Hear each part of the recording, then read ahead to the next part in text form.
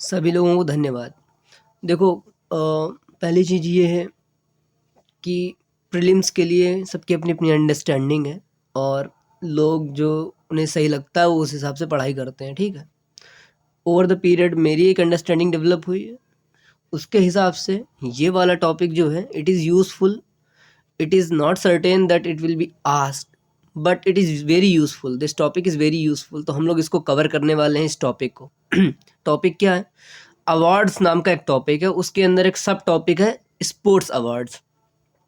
इस अवार्ड नाम के टॉपिक में कौन कौन से और टॉपिक आते हैं, बहुत सारे और टॉपिक आते हैं, हम लोग किसी और दिन कवर कर लेंगे उनको। फ़िलहाल चूँकि अभी प्रेस रिलीज़ किया गया है स्पोर्ट्स मिनिस्ट्री के द्वारा कि नेशनल अवार्ड्स 2023 किसको किसको दिए जा रहे हैं, तो हम लोग ये वाला टॉपिक कवर कर रहे हैं। इसमें और भी टॉपिक्स हैं जैसे कि लिटरेचर अवार्ड, साइंटिफिक अवार्ड्स, है ना? तो वो सब जब जैसे जैसे आते जाएं वैसे वैसे करते जाइएगा, ठीक है?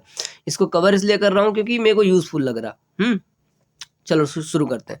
तो सबसे पहले हमें जानने की ज़रूरत ये है कि नेशनल स्पोर्ट्स अवार्ड्स के बारे में बात हो रही है, तो कुल कितने अवार्ड्स हैं जिनको हम लोग कंसीडर करते हैं बेसिकली, है ना? नेशनल स्पोर्ट्स अवार्ड के अंतर्गत। उसके बाद बेसिक चीज़ें आप यकीन नहीं करेंगे, आप इसको पढ़ेंगे तो आपको बहुत हेल्प मिलेगी। जैसे लास्ट ईयर क्या हुआ था, एक क्वेश्चन आया था प्रीलिम्स में, नेशनल हैंडलूम डे कब मनाया जाता है? आप सोचो, ऐसा क्वेश्चन है कि आप कर नहीं सकते हैं इसको, पर अगर कर सकते हैं जब आप इन चीज़ों पे थोड़ा-सा ध्यान रखें। तो नेशनल स्पोर्ट्स डे कब मनाया जाता है? ये 29 अगस्त को मनाया जाता है। ये ध्यान रखने वाली बात है, ठीक है? जो इससे ज़रूरी प्रीलिम्स की वाली जो ज़रूरी जानकारी वो मैं अभी आपको बताता हूँ। फ़िलहाल इस पेज में जो आपको यूज़फुल है, यानी कि अदर एग्ज़ाम्स में जो पूछा जाएगा। देखो यूपीएससी में पूछा जाएगा अवार्ड्स के बारे में, है ना? लेकिन अदर एग्ज़ाम से पूछा जाता है कि विनर्स कौन-कौन है। तो हम लोग सबसे पहले विनर्स देख लेते हैं। क्योंकि जैसे आरओए का एग्ज़ाम हो गया और यूपी पीसीएस का एग्ज़ाम हो गया, तो इन सब में हेल्प करता है ये। तो सबसे पहली चीज़ ये है कि खेल रत्न अवार्ड किसको मिला है? तो जो सात्विक रंकीराज, चिराग शेट्टी एंड रंकी रेड्डी, इन दोनों की जो जोड़ी है, बैडमिंटन की जोड़ी, इन लोगों को खेल रत्न अवार्ड दिया गया 2023 का। तो ये बहुत इंपॉर्टेंट है पहली चीज़। अब देखो अर्जुना अवार्ड में बहुत सारे नाम हैं, तो मैं आपसे जो है रिक्वेस्ट करूँगा कि एक बार जो है आप इस पीडीएफ को देख लेना, सर्च कर लेना पीआईबी की, है ना? Press release by national sports ministry. तो उसके बाद ये सारे नाम एक बार पढ़ लेना। नाम क्यों पढ़ लेना? क्योंकि क्वेश्चन जो फ्रेम किए जाते हैं वो इस तरीके से फ्रेम किए जाते हैं कि ये जो व्यक्ति है ये किस स्पोर्ट से बिलोंग करता है ना? इस तरीके से जो क्वेश्चन फ्रेम किए जाते हैं। जैसे कि यूपी पीसीएस में एक क्वेश्चन आया था 2022 में, आई थिंक उसमें पूछा हुआ था, एक स्विमर का नाम था नटराजन करके कुछ, तो उसने पूछा हुआ था ये किससे रिलेट करता है, ऐसे करके कुछ क्वेश्चन आया था, ठीक है? तो इस तरीके से आप एक बार देख लेना। जैसे कि इसमें कुछ इंपॉर्टेंट चीज़ें हैं, जैसे आर वैशाली, ये रमेश बाबू जो है ग्रैंड मास्टर, उसकी बहन है, तो वो भी जो है उसको अर्जुना अवार्ड जो है से सम्मानित किया गया, आर वैशाली को। और इसमें कुछ कुछ इंपॉर्टेंट है, जैसे दीक्षा दागर, अलग सा नाम है और अलग सा गेम है, जैसे गोल्फ से ये जो जुड़े हुए हैं, ठीक है? दिव्या कीर्ति सिंह इक्वेस्ट्रियन ड्रेसेस, तो एक बार इसको आप पढ़ लेंगे तो थोड़ा सा आपको आइडिया लग जाएगा। दीक्षा दागर वाला मेरे को इंपॉर्टेंट लग रहा, तो इसलिए मैंने उसका नाम ले लिया।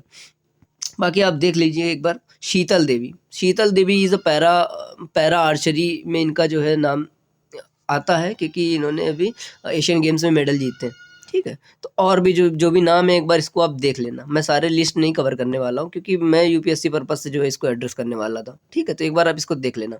सबसे इम्पोर्टेंट ये है कि अब देखो ये जो मौलाना अबुल कलाम आज़ाद ट्रॉफ़ी है, इसको भी आप याद रख लो, क्योंकि इसके जो विनर्स होते हैं ना, विनर्स इसकी जो होती हैं वो यूनिवर्सिटीज़ जो होते हैं वो इसके विनर्स होते हैं। इसमें अच्छा विनर इसकी जो है गुरु नानक देव यूनिवर्सिटी है, और फर्स्ट रनर अप यानी कि सेकंड पोजीशन पे कौन आया?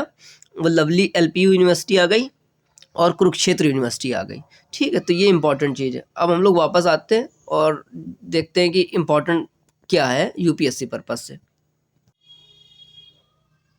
देखो हम लोग टॉपिक कवर करें इंडिया स्पोर्ट्स अवार्ड। तो सबसे पहली बात ये है कि इनको 6 कैटेगरी में बांटा जाता है।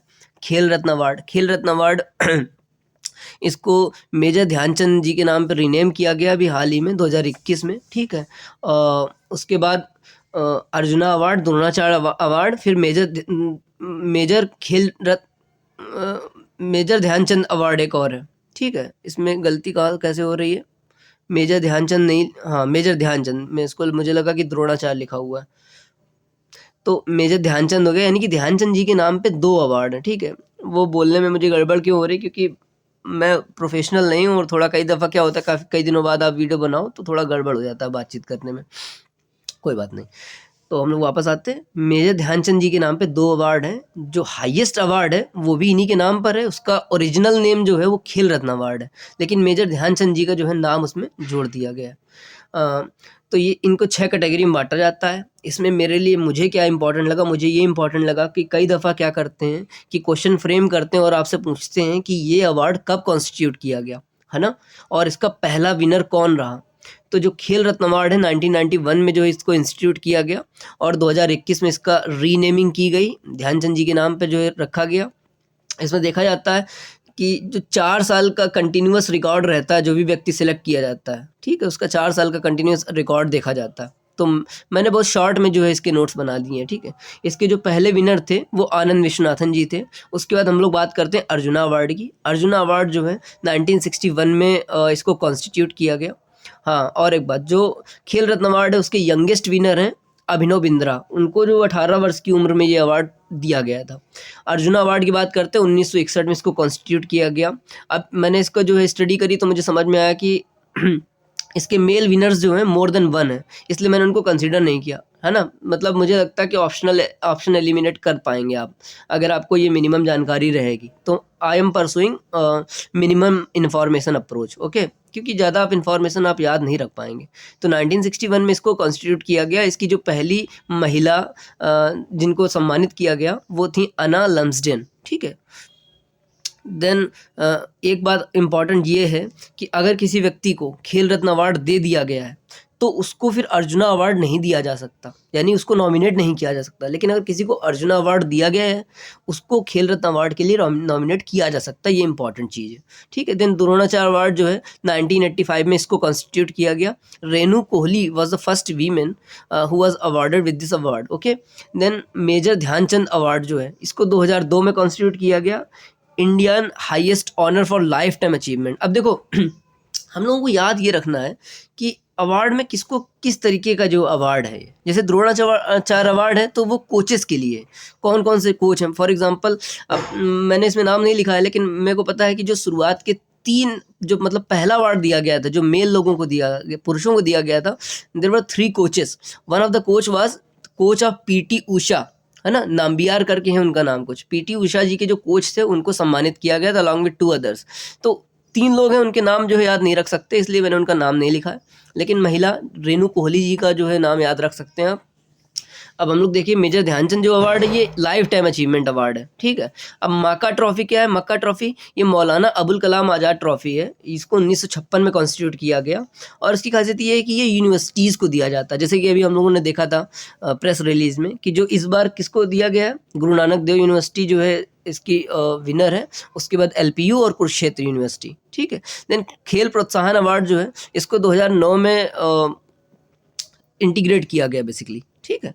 और एक चीज़ इंपॉर्टेंट ये है कि ये पब्लिक और प्राइवेट दोनों संस्थाओं को दिया जाता है। इसका मतलब ये हो गया कि कई दफ़ा जो CSIR का वर्क होता है ना उसमें स्पोर्ट्स भी इंक्लूडेड है।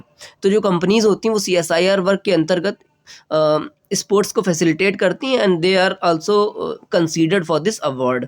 और इसमें इंपॉर्टेंट चीज़ क्या है कि जो सिलेक्शन होता है ना, अभी इस बार जो हुआ अभी मैंने उसका देखा तो पता चला कि अवार्डीज़ जो होते हैं दे आर सिलेक्शन कमेटी बनाई जाती है that is headed by retired supreme court जज।